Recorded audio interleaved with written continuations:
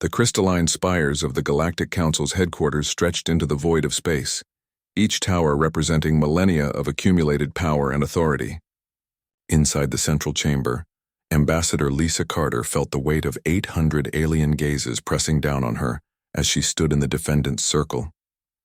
The massive amphitheater could have housed entire cities, its walls carved from living crystal that pulsed with bioluminescent patterns whenever the assembled delegates spoke. High Chancellor Vexnari towered above the proceedings from her judgment throne, her forearms gesturing with practiced authority, while her translator converted her words into 1,000 different languages simultaneously. Behind her, the Council's enforcement fleet hung visible through the transparent walls, ships the size of mountains, that could crack planets with their weapons. The primitive species designated as human will answer for their crimes against galactic law. Vexnari's voice boomed through the chamber's acoustics. Unauthorized expansion into restricted sectors, violation of pre-contact protocols, and most grievously, the unprovoked destruction of Confederation monitoring stations. Lisa adjusted her simple diplomatic uniform, a stark contrast to the elaborate ceremonial garments worn by the other species' representatives. The Krillian delegation rustled their crystal wings in approval, while the massive Thoxkari delegates clicked their mandibles in anticipation. To them, humanity was just another upstart species that needed to learn their place in the galactic hierarchy. "Your Honor," Lisa replied, her voice carrying clearly through the translator matrix despite its quiet tone. "Humanity requests permission to present evidence before these proceedings continue." A ripple of amusement passed through the assembly. The spider-like Arachnus delegates actually laughed, their chittering filling the air with what their translators rendered as mocking laughter. Several junior species representatives leaned forward with interest. They had all once stood where humanity now stood, facing the Council's judgment for their first major infractions. High Chancellor Vexnari's primary eyes narrowed to slits. "Human representative, you stand accused of violating 17 separate articles of galactic law. Your species has been monitored for the past 50 cycles, and your aggressive tendencies are well documented. What possible evidence could justify your actions?" Lisa reached into her jacket and withdrew a small, unremarkable datapad. The gesture seemed almost pathetic in the vast chamber, like a child offering a toy to placate giants. But something in her expression made the nearest delegates shift uncomfortably in their seats. "Your Honor, I present communications logs recovered from the destroyed monitoring stations," Lisa said, activating the device. "I believe the Council will find their contents illuminating."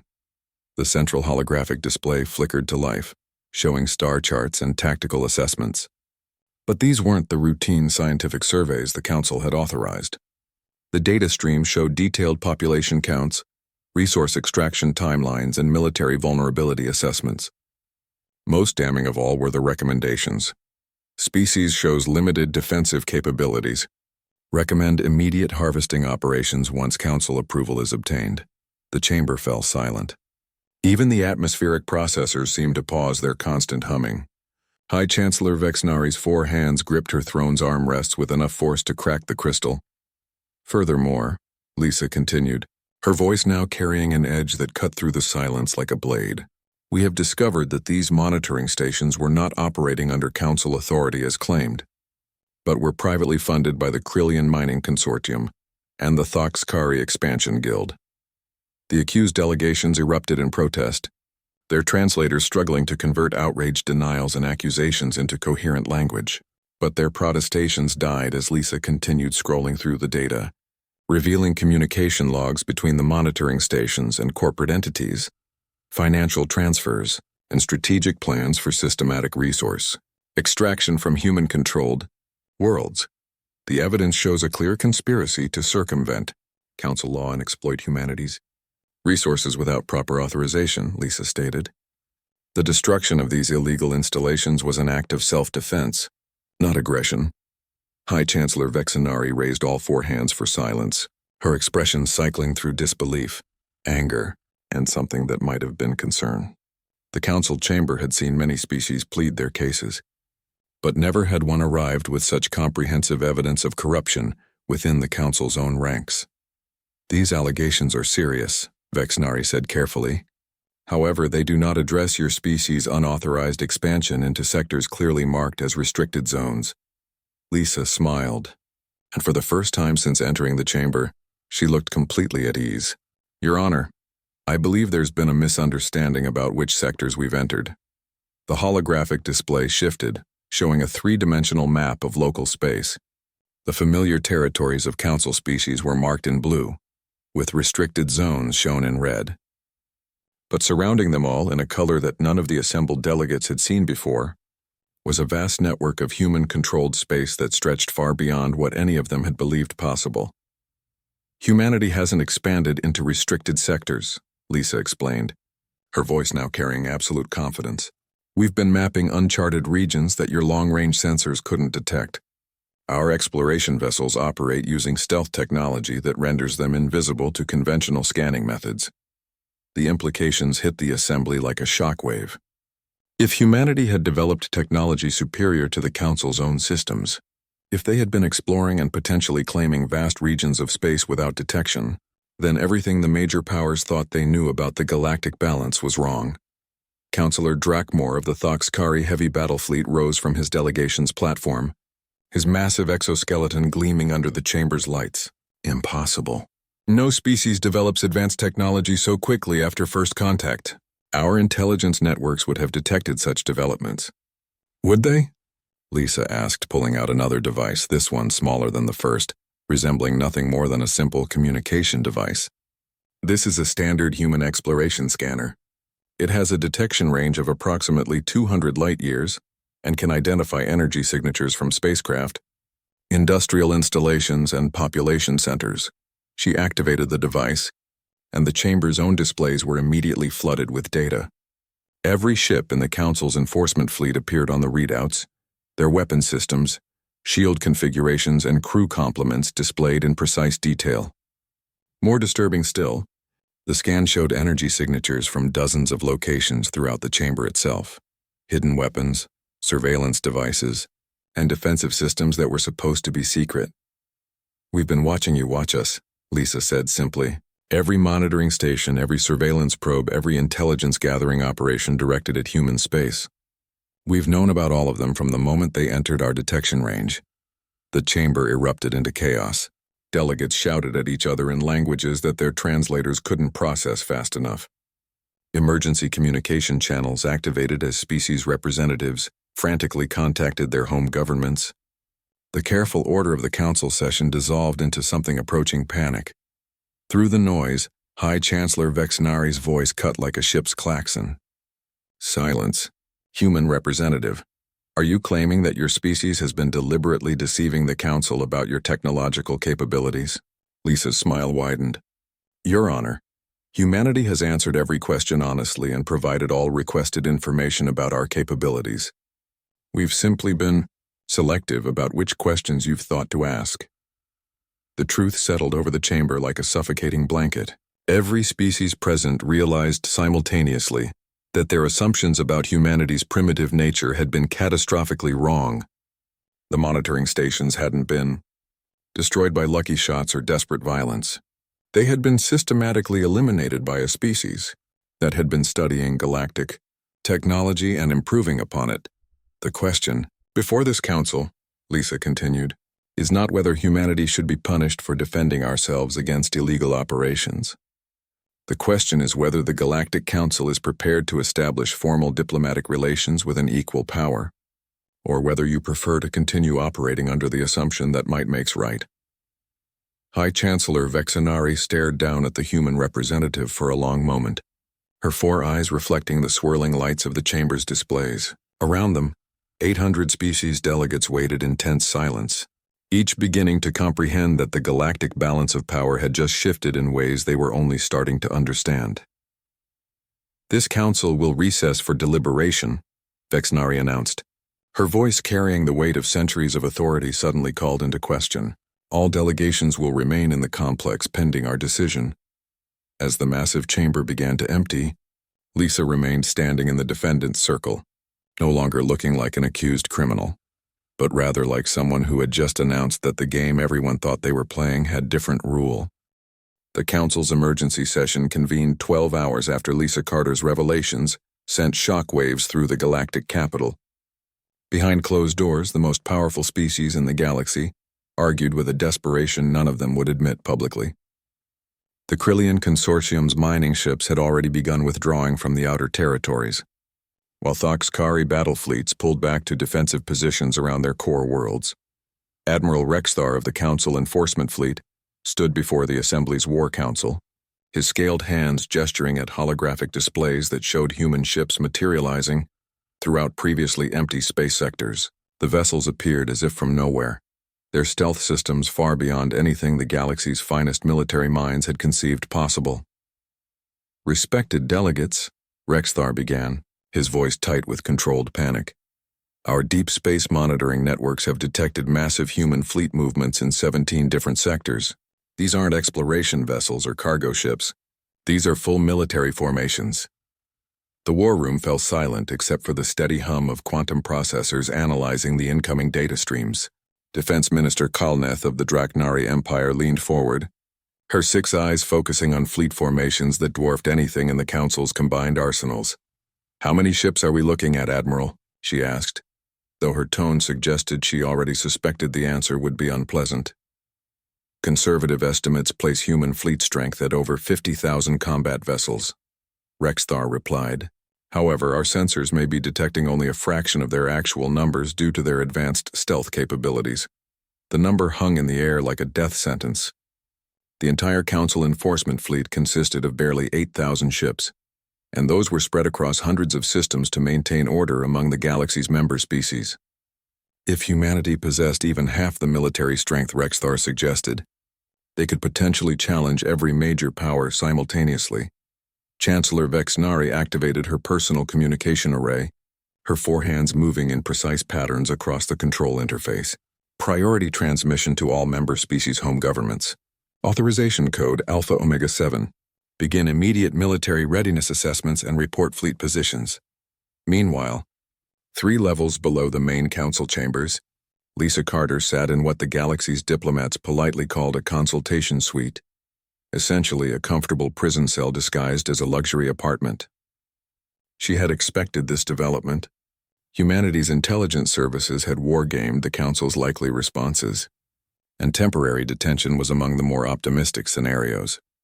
Her communicator chimed with an incoming transmission on a frequency that shouldn't have been able to penetrate the Council's security systems. The small device projected a 3-dimensional image of a man in his 50s wearing a simple military uniform, with no visible rank insignia. "Ambassador Carter," the figure said without preamble, "this is Commander Hayes aboard the reconnaissance vessel Armstrong. I trust your accommodations are adequate." Lisa smiled despite the gravity of the situation. "Commander, I wasn't expecting to hear from you so soon. I take it our hosts are experiencing some technical difficulties with their communication security?" "Their systems are quite sophisticated," Hayes replied, his tone suggesting professional appreciation for the Council's technology. "However, they were designed to keep signals from getting out, not from getting in. We've been monitoring all Council communications since you arrived." Through the walls of her suite, Lisa could hear increased activity in the corridors, guards running, emergency meetings being called, and the distinct sound of various species arguing in languages that their translators were struggling to process in real time. "What's our status?" she asked. "All fleet elements are in position and awaiting orders," Hayes reported. "The Council's deep space sensors have detected our presence in 17 sectors, but they're still only seeing what we want them to see. Admiral Jackson estimates we could have full control of the Council's primary shipping lanes within 72 hours if necessary." Lisa nodded, though the weight of what they were discussing wasn't lost on her. Humanity stood on the edge of either the greatest diplomatic breakthrough in galactic history or the start of a war that could reshape civilization across hundreds of worlds. "Any word from Earth Command? President Morrison sends her regards and reminds you that you have full authority to negotiate on humanity's behalf," Hayes replied. "However, she also wants you to know that if the Council decides to respond with force, our defensive preparations are complete." The transmission ended, leaving Lisa alone with her thoughts and the increasingly frantic sounds of Council activity beyond her walls. She didn't have to wait long before the door chimed announcing visitors. High Chancellor Vexenari entered flanked by 2 guards and accompanied by Chancellor Dexcor, the Council's chief military advisor. The massive alien's normally imposing presence seemed diminished, and his usual confident bearing had been replaced by something approaching nervous respect. Ambassador Carter, Vexenari began, settling her considerable bulk into a chair that seemed barely adequate for her frame. We need to discuss your species' intentions. Lisa gestured for them to sit, maintaining the diplomatic courtesy, despite her technically being their prisoner. I'm happy to answer any questions, Chancellor. Though I should mention that our previous conversations seem to have contained some significant misunderstandings about humanity's position in galactic affairs. Chancellor Dexcor activated a portable holographic display showing real-time fleet movements throughout Council space. The images revealed human ships appearing and disappearing with precision that suggested they had been planning these maneuvers for years rather than hours. Your ships, Dexcor said, his voice carrying the controlled tone of someone trying very hard to remain calm, appear to be taking positions that would allow them to interdict our primary trade routes and communication networks. This could be interpreted as a hostile act. Lisa studied the display with the detached interest of someone reviewing a particularly well-executed chess game. Commander Dexcor, those positions would also allow our ships to protect Council shipping from external threats and ensure the safety of diplomatic communications during these negotiations.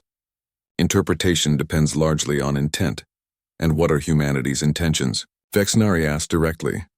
That depends entirely on the Council's response to our diplomatic proposal, Lisa replied. Humanity seeks formal recognition as an equal member of the galactic community, with all the rights and responsibilities that entails. We're prepared to contribute to Council security, share certain technological innovations, and participate in the established systems of interstellar governance. She paused, letting the offer settle before delivering the alternative.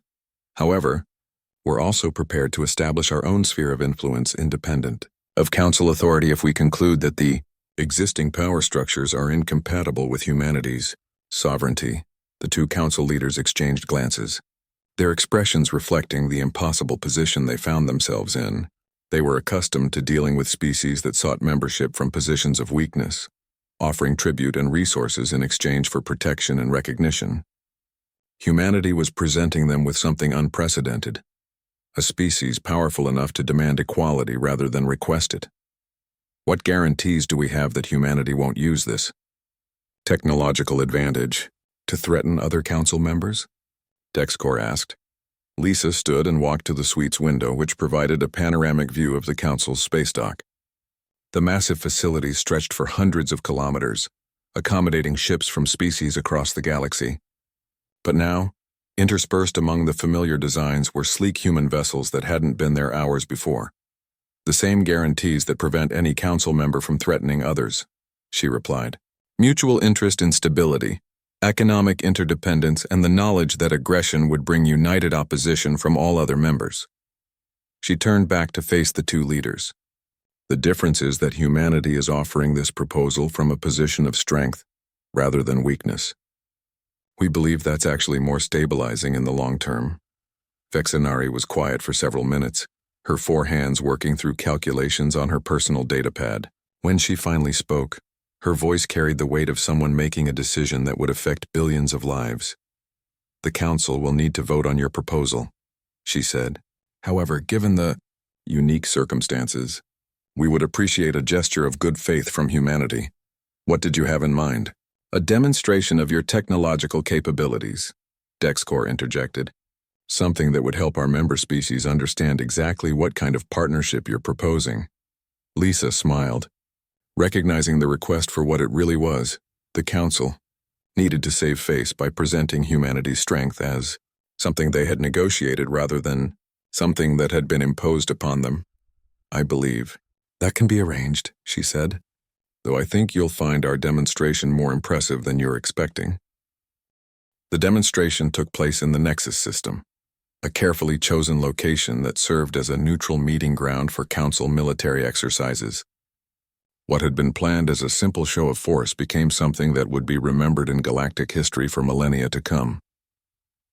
Captain Elena Rodriguez stood on the bridge of the UES Prometheus, watching as representatives from 47 different species gathered their fleets in a massive semicircle around the designated demonstration zone. The Council had intended this as an opportunity to assess humanity's capabilities, but Elena suspected they were about to get far more than they had bargained for. "Status report," she called to her tactical officer. "All demonstration units are in position," Lieutenant Commander Park replied. "Council observer fleets are maintaining safe distance at the 200,000-kilometer mark. We're receiving continuous sensor sweeps from approximately 300 different scanning arrays."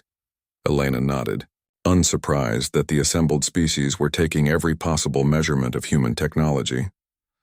What they were about to witness would determine whether the next decade brought peace or the most devastating war in galactic history. Communications. "Open a channel to all Council vessels. Channel open. Captain." "Respected observers," Elena began, her voice carrying across space to the bridge of every ship in the assembled fleet. "Humanity appreciates this opportunity to demonstrate our technological capabilities. Today's exhibition will consist of 3 phases: defensive systems, mobility capabilities, and what we term reality adjustment protocols." In the Council command vessel, Admiral Rexthar leaned forward in his command chair, his scaled fingers drumming against the armrest with nervous energy. Around him, his bridge crew monitored every instrument they possessed, recording data that would be analyzed by military scientists across the galaxy. "Human vessel Prometheus," Rexthar transmitted. "Council forces are ready to observe your demonstration. Please proceed when ready." "Acknowledged, Admiral." Beginning Phase 1. The space around the Prometheus seemed to shimmer, as if reality itself was bending around the human ship. Energy readings spiked across the Council's sensors, showing power levels that should have been impossible for a vessel of the Prometheus's size. Then, without warning, the ship simply vanished. "Sensor contact lost," reported Rexthar's tactical officer, his voice tight with confusion. "All scanning frequencies show empty space." "Impossible," muttered the Krillian observer, her crystalline features reflecting the bridge lights. "No stealth system can defeat quantum resonance scanners, but their instruments weren't malfunctioning. The Prometheus had activated humanity's most closely guarded secret, a cloaking system that didn't just hide the ship from sensors, but actually shifted it partially out of normal space-time. The technology had been developed from theories that most galactic civilizations had dismissed as impossible." Elena's voice came from what appeared to be empty space. "Phase 1 demonstrates our defensive capabilities. Council forces may now attempt to target our position using any scanning methods available. For the next 10 minutes, the assembled fleets directed every sensor array, targeting system, and detection method they possessed at the coordinates where the Prometheus had been. Advanced alien technologies that could detect a single molecule across light years of space found nothing but cosmic background radiation. Prometheus to all Council vessels, Elena announced. Phase 2 will demonstrate our mobility capabilities. The human ship suddenly reappeared, but not where it had vanished. Instead, it materialized simultaneously in 12 different locations throughout the demonstration zone, each image solid and apparently real according to the Council's sensors. Multiple contacts confirmed, Rexthar's tactical officer reported, his voice now carrying a note of awe. 12 distinct ships, all showing identical energy signatures. Not ships, Elena's voice corrected gently. Temporal echoes. The Prometheus is moving through space-time at velocities that create multiple simultaneous positions.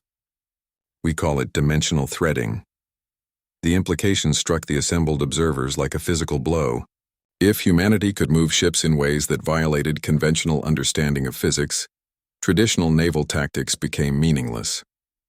How do you fight an enemy that can be in multiple places at once? The 12 images of the Prometheus converged back into a single vessel, appearing at coordinates that placed it directly between two of the largest Council observation ships. The maneuver had been executed so precisely that the human vessel materialized less than a kilometer from both ships without triggering any collision warnings. Phase 3, Elena announced, will demonstrate what we term reality adjustment protocols. The demonstration zone, previously empty except for the assembled ships, suddenly contained a massive space station. The structure appeared instantaneously, fully powered and operational as if it had always been there. Council sensors showed breathable atmosphere, artificial gravity, and energy readings consistent with a fully functional installation capable of supporting thousands of inhabitants. Temporal spatial engineering, Elena explained to the stunned observers. We can adjust local reality to accommodate necessary infrastructure. The station you're observing was constructed 6 months ago, but we've temporarily shifted its timeline to intersect with the present moment. Admiral Rexthar found his voice after several long moments. Human Captain, are you saying that your species can manipulate time itself? Within certain parameters, Elena replied. We can accelerate construction timelines, create tactical advantages through temporal positioning, and when necessary, adjust the sequence of events to prevent catastrophic outcomes. The weight of this revelation settled over the Council fleets like a suffocating blanket. Humanity hadn't just developed superior weapons or better ships, they had developed the ability to rewrite the fundamental rules of reality during combat. Any species that went to war with humanity wouldn't just be fighting superior technology. They would be fighting opponents who could alter the very nature of the battlefield. Commander Velnath of the Draknari Imperial Fleet activated his emergency communication channel. This is Command Vessel Dominator to Draknari Fleet Command. Priority Alpha transmission. Recommend immediate diplomatic engagement with human forces. Repeat. Recommend immediate diplomatic engagement. Similar transmissions were being sent from dozens of other ships as military commanders across the galaxy reached the same conclusion simultaneously. The demonstration hadn't just shown human technological superiority, it had revealed that traditional concepts of military conflict were obsolete when dealing with this species. Council Command, Elena transmitted. We hope this demonstration has been informative. Humanity wishes to emphasize that these capabilities were developed entirely for defensive purposes and for exploring the fundamental nature of the universe.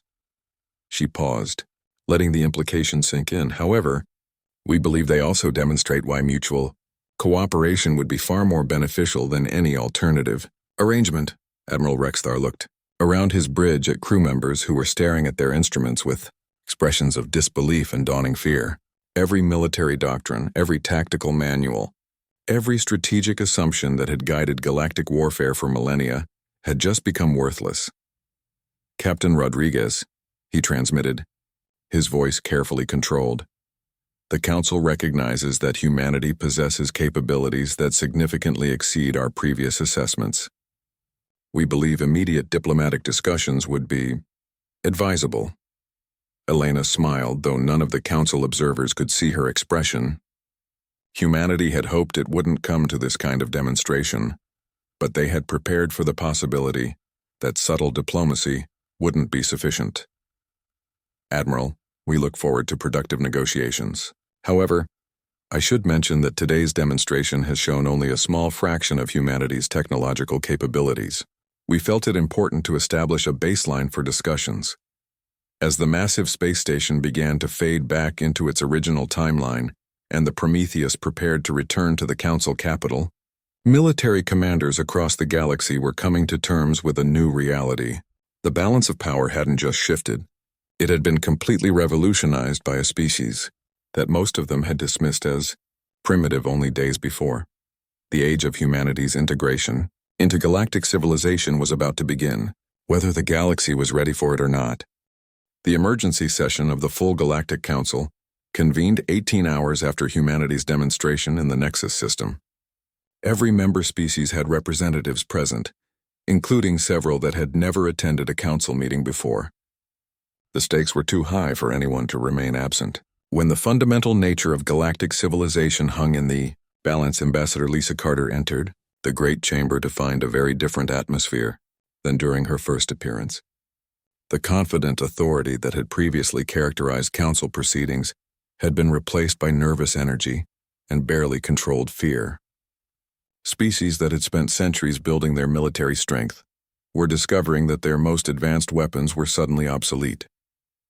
High Chancellor Vexnari called the session to order, her 4 hands trembling slightly as she manipulated the ceremonial staff of office. The Council recognizes Ambassador Carter of Humanity for the purpose of formal diplomatic negotiations. Lisa took her position not in the defendant's circle this time, but at the negotiation podium reserved for equal diplomatic partners, the symbolism wasn't lost on anyone present. Humanity was no longer being judged, but courted. Honored delegates, Lisa began. Humanity appreciates the opportunity to address the full council. We understand that recent demonstrations have raised questions about our intentions and capabilities. We hope today's discussions will provide clarity and establish a foundation for productive cooperation.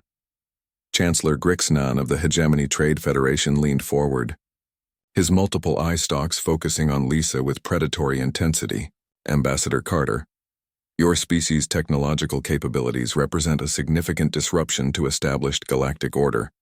What assurances can you provide that humanity won't use these advantages to dominate other species? Lisa had expected this question.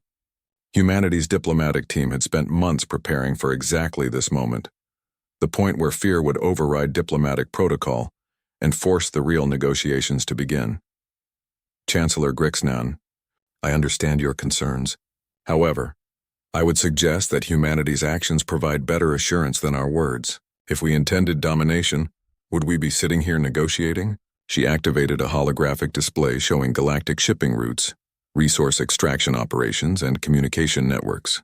For the past 3 years, human vessels have been present throughout Council space. We've observed raids by pirates, equipment failures that stranded ships and crews, and natural disasters that threatened entire colonies. The display shifted, highlighting dozens of incidents where human ships had intervened without revealing their presence. Rescue operations, medical assistance, and protection services that the Council had attributed to lucky coincidences or unexplained phenomena. In every case, humanity provided assistance without requesting payment, recognition, or political advantage. We've saved approximately 40,000 lives across 17 different species, prevented the destruction of 6 major trade stations, and protected 12 colonies from various threats. A murmur ran through the assembly as delegates recognized incidents from their own space. The Zephyrian representative stood, his gossamer wings shimmering with emotional distress. The asteroid mining disaster at Kepler Station, he said, his voice barely above a whisper. Our emergency services said rescue was impossible, but the miners were somehow extracted anyway. That was humanity? Yes, Lisa confirmed. As were the medical supplies that appeared on Rigel 7 during the plague outbreak, the mysterious repairs to the Centauri communication relay, and the intervention that prevented the Vega colony ship from crashing into the planet's surface. The revelations continued as Lisa methodically documented 3 years of covert humanitarian assistance. Humanity hadn't been hiding in the galaxy's shadows planning conquest. They had been serving as secret guardians, learning about galactic civilization while quietly protecting it. Supreme Admiral Kethler of the United Battlefleets rose from his position, his massive frame dominating the platform assigned to military leaders. Ambassador, while these actions are commendable, they do not address the central concern. Your species possesses the ability to rewrite the fundamental rules of warfare. How do we know you won't decide that conquest is more efficient than cooperation? Lisa nodded, recognizing that this question went to the heart of galactic fears. Admiral, that's precisely why we're proposing formal integration rather than independence. Humanity believes that our capabilities are most valuable when they serve the common good of all galactic civilizations. She touched her communicator, and the chamber's displays were suddenly filled with technical schematics, scientific formulas, and engineering blueprints that made the assembled delegates gasp in recognition. Humanity offers to share our technological advances with all council members. Not weapons technology, but the foundational sciences that make our other capabilities possible. Faster than light travel without dimensional stress, energy generation systems that can power entire planets, medical technologies that can extend lifespans by centuries while improving quality of life. The chamber erupted into excited discussion as species representatives realized they were looking at solutions to problems that had plagued galactic civilization for millennia. Energy shortages, resource depletion, medical limitations, and transportation bottlenecks could all be resolved with human technology.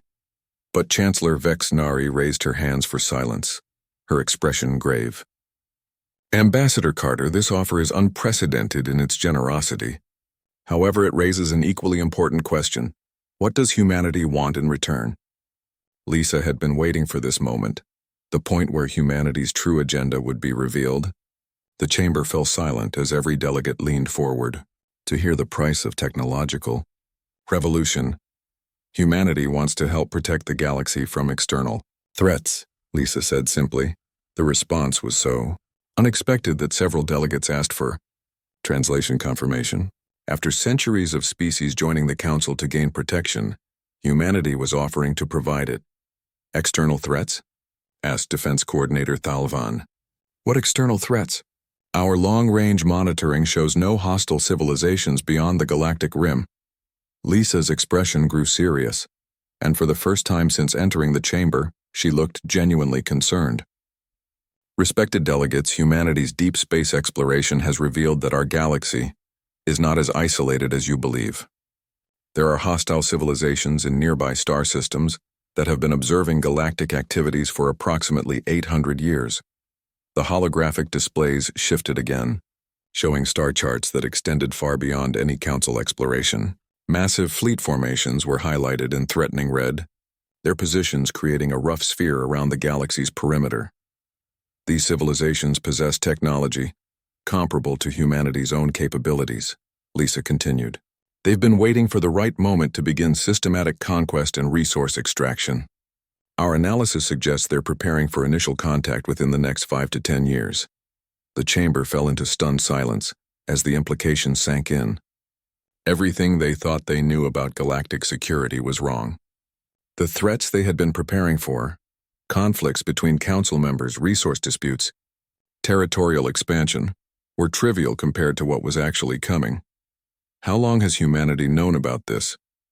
High Chancellor Vexnari asked, her voice hollow with shock. We detected the first signs during our initial deep space surveys 15 years ago, Lisa replied. Since then, we've been preparing defensive strategies and developing the capabilities you've witnessed. We had hoped to integrate quietly with galactic civilization and gradually introduce the necessary technologies and tactics. She gestured toward the tactical displays, showing the external threats. However, our timeline was accelerated when we discovered that these hostile civilizations had already begun preliminary infiltration operations. The illegal monitoring stations we destroyed weren't operated by Council members. They were advanced scouts gathering intelligence for the coming invasion. The truth hit the assembly like a physical blow. The crisis they thought they were managing, humanity's technological superiority and territorial expansion, was actually their salvation. Everything humanity had done, from developing impossible technologies to positioning fleets throughout Council space, had been preparation for a war that was coming whether they were ready or not. Ambassador Carter, Chancellor Vexnari said, her voice carrying the weight of terrible understanding. What exactly is humanity proposing? Lisa looked around the chamber at representatives of hundreds of civilizations, each beginning to comprehend that their species' survival might depend on the very power they had been fearing. Humanity proposes a complete restructuring of galactic defense, she said, combined fleets under unified command, shared technology development, coordinated intelligence operations, and most importantly, the immediate beginning of preparations for a war that will determine whether galactic civilization survives the next decade. The chamber fell silent, except for the soft humming of life support systems, as 800 species representatives faced the reality that the age of peace was ending, and their only hope lay with the species they had been preparing to fight. 6 months after the Council's emergency session, the galaxy had transformed beyond recognition. The massive joint construction projects orbiting every major world spoke to the unprecedented cooperation between species that had spent centuries viewing each other as competitors or threats. Admiral Elena Rodriguez stood in the command center of Bastion 1, humanity's gift to galactic defense, a space station the size of Earth's moon that served as headquarters for the new Combined Defense Initiative. Around her, representatives from dozens of species worked side by side, their differences set aside in the face of the approaching external threat. The Krillian crystal singers coordinated communication networks that spanned the galaxy, while Thoxkari engineers applied their legendary metallurgy skills to human-designed weapon systems. Even the traditionally isolationist Zephyrians had contributed their mastery of energy manipulation to the defense effort. Status report, Elena called to the integrated command staff. Commander Park, now serving as liaison to the Draknari tactical divisions, looked up from his display. All outer perimeter sensor networks are fully operational. We have complete coverage of approaches from 16 different directions. Early warning systems should give us at least 48 hours notice of any incoming hostile forces. Captain Torres, recently assigned to coordinate with the Hegemony Trade Federation's converted cargo haulers, added her assessment. Industrial production is ahead of schedule across all sectors. The combined manufacturing capacity of human replication technology and galactic industrial infrastructure has exceeded our most optimistic projections. Elena nodded, satisfied with the progress but knowing it might not be enough. Humanity's long-range reconnaissance had revealed that the external threats possessed numbers that dwarfed anything the galaxy could produce, even with their technological advantages. Any updates from the deep space monitoring stations? Lieutenant Commander Hayes materialized via holographic projection from his position aboard the reconnaissance vessel Armstrong, now serving as flagship for humanity's most advanced scouting operations. Admiral, we've detected increased activity along the galactic rim. The hostile forces appear to be moving into final staging positions. Our analysis suggests they're preparing for coordinated assault operations. The command center fell silent as the implications sank in. After months of preparation, the war they had been dreading was finally about to begin. Time to contact? Elena asked. Conservative estimate 72 hours, Hayes replied. They're not bothering to hide their movements anymore. We're tracking approximately 50,000 capital ships and support vessels approaching from 8 different vectors. Elena turned to the assembled command staff, representatives of civilizations that had spent millennia believing they were the most advanced beings in the universe. Now they faced the possibility that everything they had built might be swept away by enemies they had never imagined. Signal all fleet commanders, she ordered. Begin implementation of Defense Protocol Omega. All civilian populations to be evacuated to designated safe zones. Military forces to assume combat positions. As the command center erupted into coordinated activity, Elena couldn't help but reflect on how dramatically everything had changed. 6 months ago, these species had been preparing to fight each other over territorial disputes and resource allocation. Now they stood united against a threat that would either forge them into a true galactic civilization or destroy them completely. The first contact came exactly 68 hours later, and the external fleet that emerged from hyperspace at the galaxy's rim was unlike anything in recorded history. Ships the size of continents hung in the void, their dark surfaces seeming to absorb light rather than reflect it. Behind them came wave after wave of smaller vessels, each one larger than the biggest ships in the combined defense fleet. Admiral Rexthar, now serving as Elena's second-in-command, watched the tactical displays with grim fascination. Admiral, their fleet composition suggests they've been planning this invasion for centuries. Those aren't exploration vessels or even standard military ships. They're designed specifically for planetary conquest and resource extraction. Elena studied the approaching formations, noting tactical patterns that suggested these enemies had fought similar campaigns before. How many worlds do you think they've conquered to build a fleet like this? Hundreds, Rexthar replied quietly. Maybe thousands. The communication arrays suddenly crackled to life as the hostile fleet transmitted on all frequencies simultaneously. The message was brief and delivered in hundreds of languages, suggesting they had been monitoring galactic communications for years. Indigenous species of this galaxy, the transmission began, the voice cold and utterly alien despite the familiar words. You will cease all resistance and prepare for systematic resource extraction and population processing. Your cooperation will result in efficient harvesting operations. Resistance will necessitate destructive harvesting protocols. Elena looked around the command center at faces representing dozens of species, all showing the same mixture of fear and determination. These civilizations had spent their entire histories believing they were predators at the top of the galactic food chain. Now they discovered they were prey. Open a channel to all hostile vessels, Elena ordered. Channel open. Admiral. Unknown hostile forces, Elena began, her voice carrying across space to reach ships that had come to destroy everything her galaxy had built. This is Admiral Rodriguez of the Combined Galactic Defense Force. Your invasion fleet is detected and monitored. You are ordered to withdraw immediately or face defensive action. The response came back immediately, tinged with what might have been amusement. Indigenous species designation, human. Your resistance protocols are noted and will be factored into harvesting calculations. Defensive capabilities have been assessed and determined to be insufficient. Elena smiled grimly. Unknown hostiles, I believe your assessment may be incomplete. She activated the command protocols that had been prepared for this moment, sending signals that reached every corner of the galaxy simultaneously.